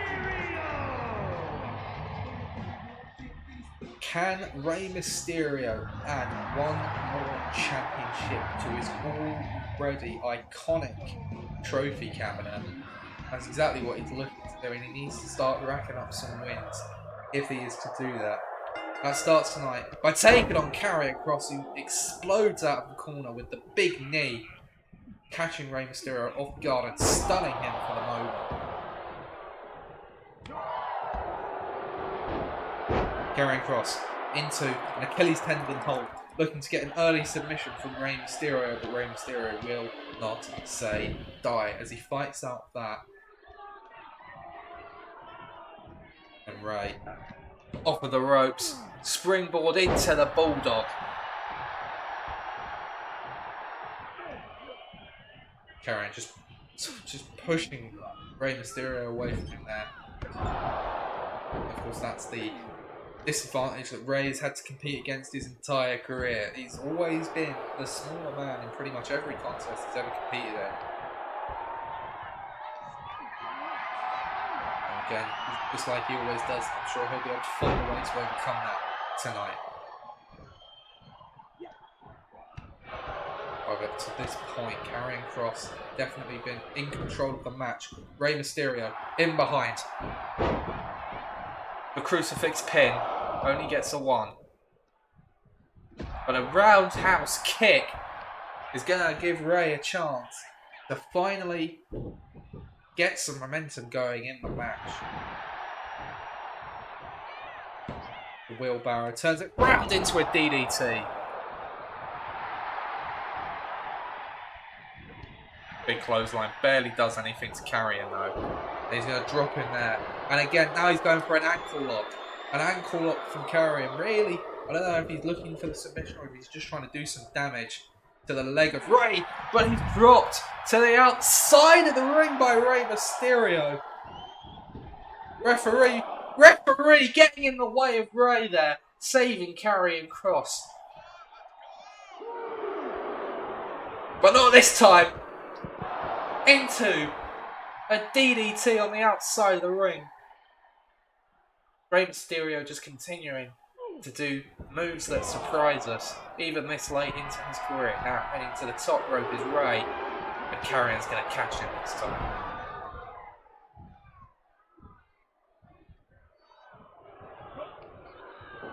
Sideshow suplex. And Karrion Kross.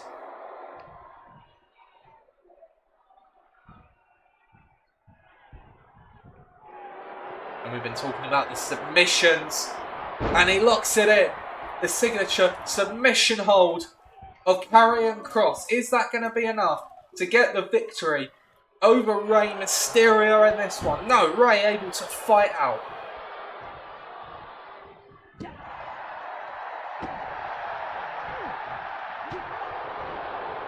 That one punch sending Rey all the way back to the corner. Now Kross just tosses Rey across the ring. Irish whip sends Rey to the outside. Kross gonna follow him now.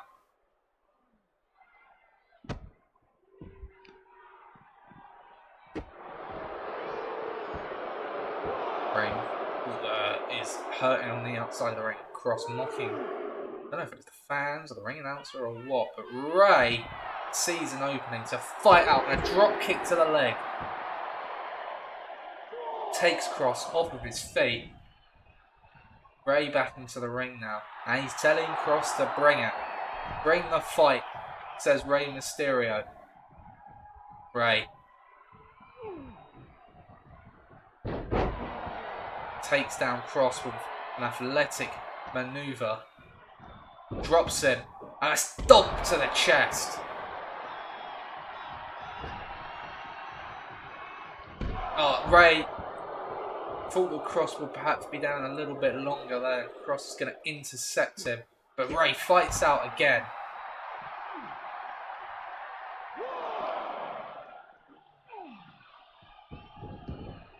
Rey now heading to the top rope. Kross stunned in the middle of the ring. Takes him down off the rope. And a springboard. Rey looking for an Irish whip, but Kross gets out of it, turns it around, knees him in the stomach, and that puts an end to Rey Mysterio's little flurry of offense. He does get the kick out though. Kross with a big blow, dropping Rey.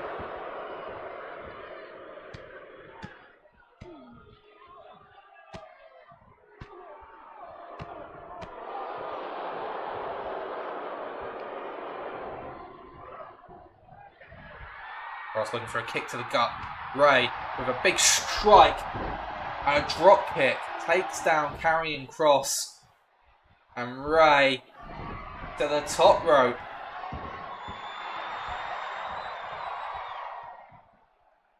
Kross in trouble here. Ray off the ropes again with the springboard. Gets it. Can he get the Irish whip this time? He does. Over the top goes Karrion. And a big knockout kick from Ray. And he's fired up. Drop in the dime, says Rey Mysterio, but Kross fights out of that scenario for an Alabama slam. Cover now. Only a 1 count though. Rey Mysterio kicks out yet again. Irish whip. Catches him. Big overhead belly to belly suplex. Captivating contest between these two superstars thus far.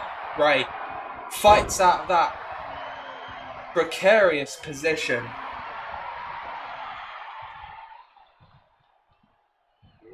With a big strike. Stuns Karrion Kross. Ray with a Hurricane Rana sends Kross all the way across the ring. And a 619 from Rey Mysterio. Looks for the frog splash, but Kross gets out of the way. You hear the boos raining down as it strikes to the back of the skull of Mysterio. Kross looked to be done after the 619, but Ray not able to connect with the frog splash that was meant to put the exclamation point at the end of the match. Kross now to the top. Double axe handle, but Ray, the kick, a punch to the stomach, drops him. Ray whiffs the split-leg moonsault.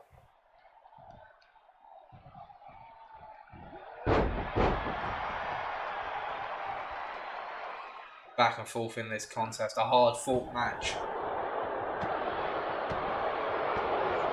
between two very different competitors. As a choke bomb from Kross. Ray, dazed and confused, he's feeling it in this match. Or maybe not. The athleticism still on display. And Kross looks to be down. Rey Mysterio heading to the top rope. Looking for the frog splash, and this time it connects. Is that the end of Karrion Kross? It is. Big win for Rey Mysterio on SmackDown. Kross looks to perhaps have hurt his ankle. Ray checking on the welfare of his opponent, concerned for his fellow superstar, and Kross with a cheap shot. Lord Ray in, preying on his compassion and his kindness there. Disgusting behaviour from Karrion Kross after losing this match here tonight.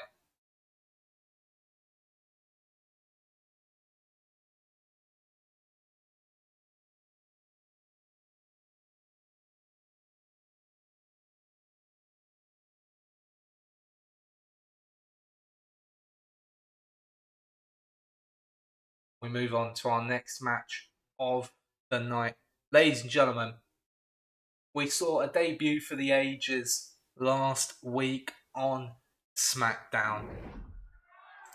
And we're going to be following that up tonight. Because, ladies and gentlemen, this man answered the open challenge and won the United States Championship.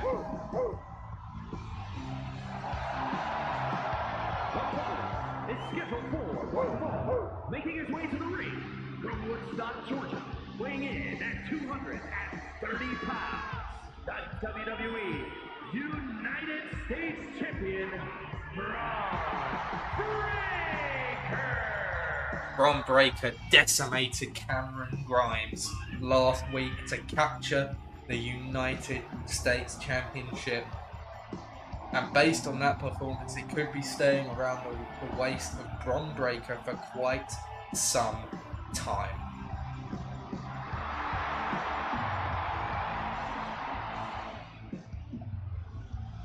We wait to see what is next for Bron Breakker. See you later, Gudgeon. But for tonight, Bron Breakker, he's got another matchup. Non-title this one.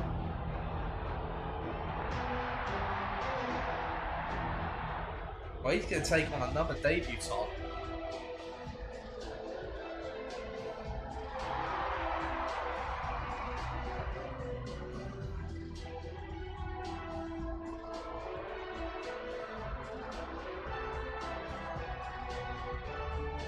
And his opponent from Madrid, Spain, weighing in at 154 pounds, Axiom. Axiom making his SmackDown debut in this match. Taking on the new United States champion. Can he have as much of an impact on his first night as Bron Breakker did last week? Well, he's certainly an athletic competitor, but is that going to be enough to defeat the new United States champion? Let's find out. Referee gets this one underway. And Bron immediately showing his strength and his power in this one.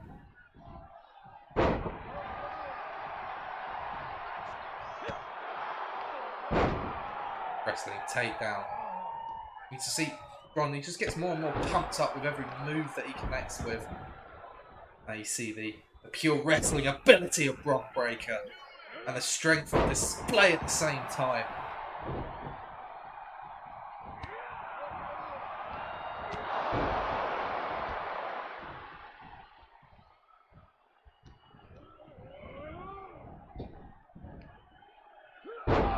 Power Breakker on display with another power slam.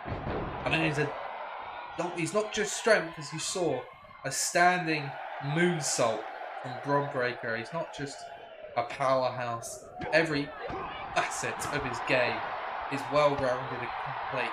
Such a talented individual, Bron Breakker. And yet again, he appears to be dominating another opponent. But Axiom going to fight out of that one.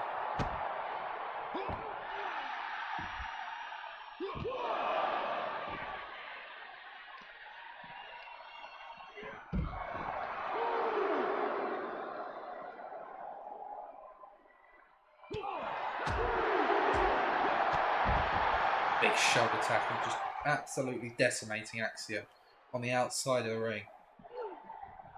Bron Breakker hardly broken a sweat in this match so far.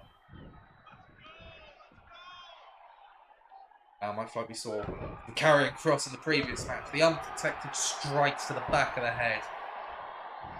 Dangerous manoeuvre for his opponent, and another moonsault from Bron.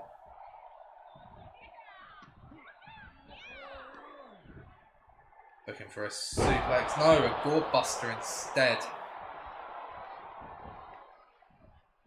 For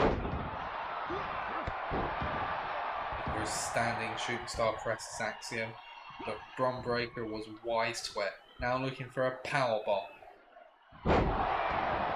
There's no doubt that Bron Breakker is using his sheer strength to his advantage.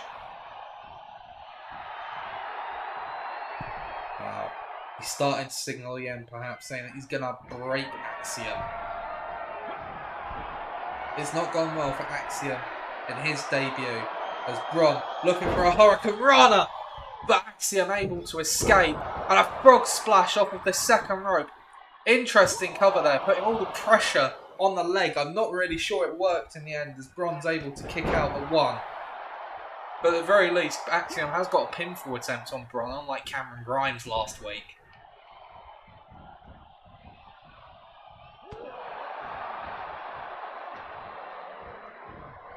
Bron with a big spine buster there. Into a cover now. And Bron breaks the pin on himself. He says he's not done with Axiom. Another moonsault. The third time we've seen that from Bron Breakker tonight. And now Bron. We saw this was the beginning of the end last week. A spinner from Bron Breakker.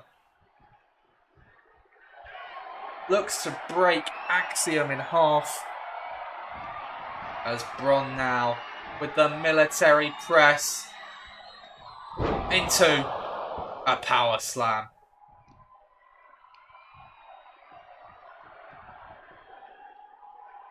Drags Axiom into the centre of the ring, and we know what follows.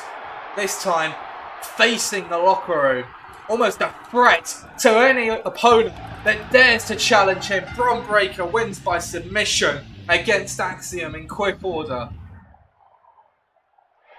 Oh, hang on a second, it's the former champion Cameron Grimes making his presence known. And Bron says, look, you want the United States Championship, you come take it from me.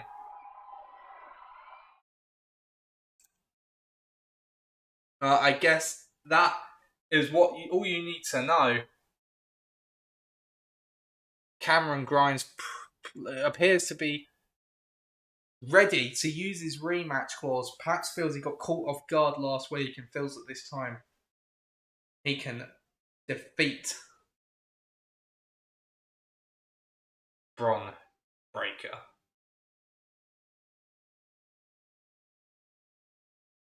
Ladies and gentlemen, it is time for the main event of SmackDown. Two of the greatest athletes in the world today competing in our main event.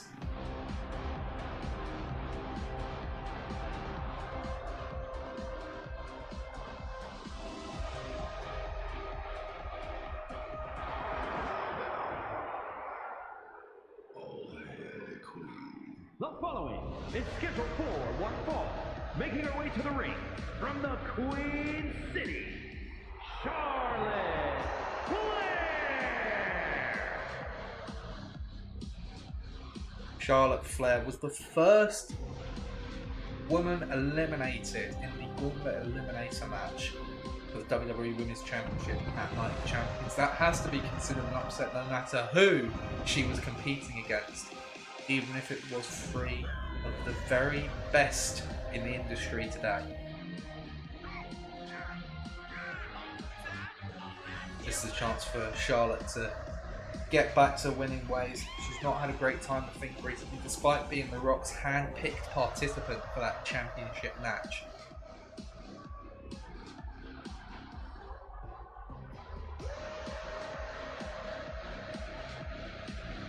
But tonight, not only an opportunity for Flair to start building some momentum as she inevitably looks back at the WWE Women's Championship that she so desperately craves, but it is also a chance to exact a measure of revenge on her opponent tonight. Because not only did Charlotte Flair get eliminated at Night of Champions, not only did she feel embarrassed, not only she the first one eliminated, not only did she lose that match, but she felt embarrassed, is what I meant to say. And she felt embarrassed by this woman.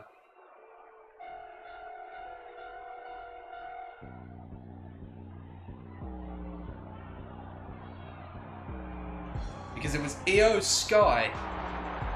And representing Damage Control from Tokyo, Japan, Io Sky. It was Io Sky that made the Queen submit the Koji Clutch.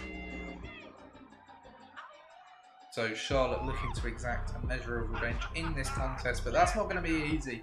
Io Sky, as I said, one of the very best in the world. And this should be a brilliant main event to close out SmackDown.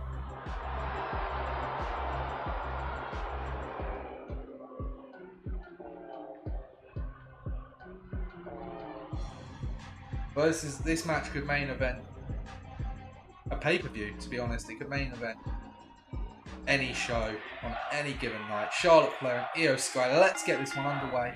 Io Flying out the gate, we've seen that a few times from a few different competitors, but Charlotte Flair was ready for it. Backbreaker as the Queen takes control in the early goings, already showing a little bit of disrespect to Io. She's made to pay.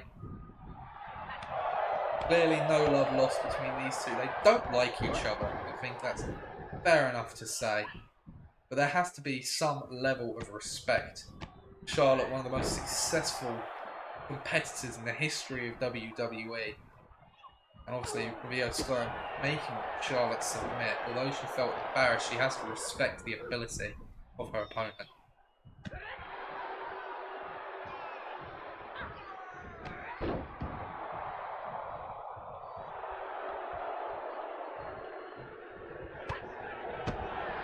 Charlotte, with a big boot, very much in control at the start of this match. Gets a 1 off of the big boot. Relentless from Charlotte. Opening minutes of the match.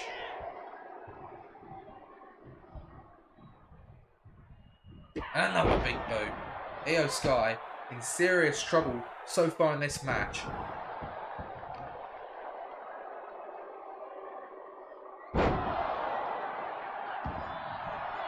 She gets out of the way there, and a Hurricane Runner gives her some breathing room, an opportunity for Io Sky to start reeling Flair back into the match. The match has got away from Io Sky so far, and she needs to turn it around quickly.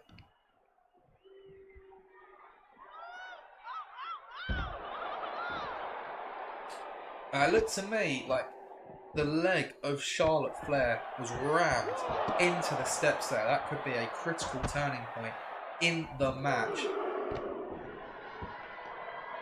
Because now Io Sky starts to take control of proceedings. Tosses Charlotte into the barricade. Gonna head back into the ring and wait for her opponent there. An opportunity for both. Oh, no, never mind. Io changes her mind. Goes back on the offensive. That's probably the right move in the end. Although it would have given Io Sky a chance to recover, it would have done the same for Charlotte Flair. Referee is forced to restart the count. Irish whip. Charlotte counters. Back into the ring we go. Up to the top rope goes Charlotte. Io tries to catch her, but Flair gets out of the way, and Io just moves out of the way as Charlotte goes soaring through the air. And that's very much going to allow Io Sky to take control of the match. Taking Charlotte now into the corner.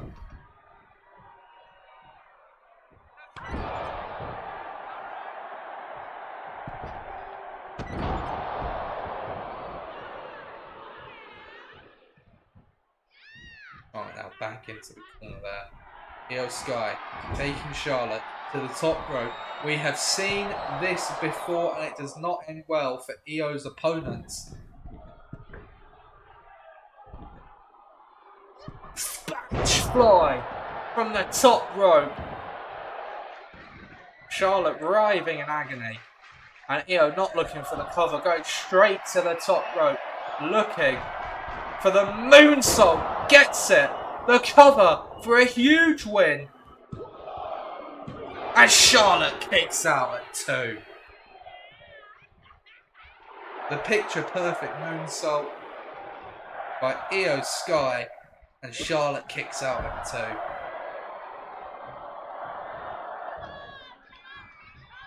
Charlotte reverses the Irish whip, and a spear from the Queen. Lays out Io Sky, and Charlotte now to the top rope, looking for a moonsault of her own. Gets it. The cover. 1, 2. And Io, this time, is the one to kick out. And again, Charlotte showing complete disrespect for her opponent. Big chop in the corner. And another one. And a third.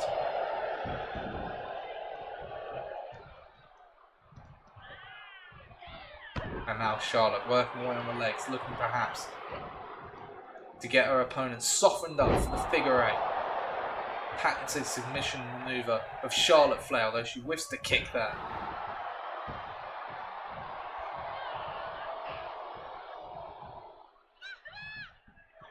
Flair lining Io up with a big chop. We know what's coming next. Natural selection from Charlotte Flair. That's won her many a championship. The cover. 2, 3. A big wait. Hang on a second. That is Tiffany Stratton laying out Charlotte and Io after the match is done. Well, she's yet to have her debut on SmackDown. She's not willing to wait around until she's given an opportunity, taking out two of the top stars in the women's division, Tiffany Stratton. And that is going to bring an end to SmackDown. Thank you everyone so much for watching tonight's stream. I hope you've enjoyed it. Take care and have a very good night.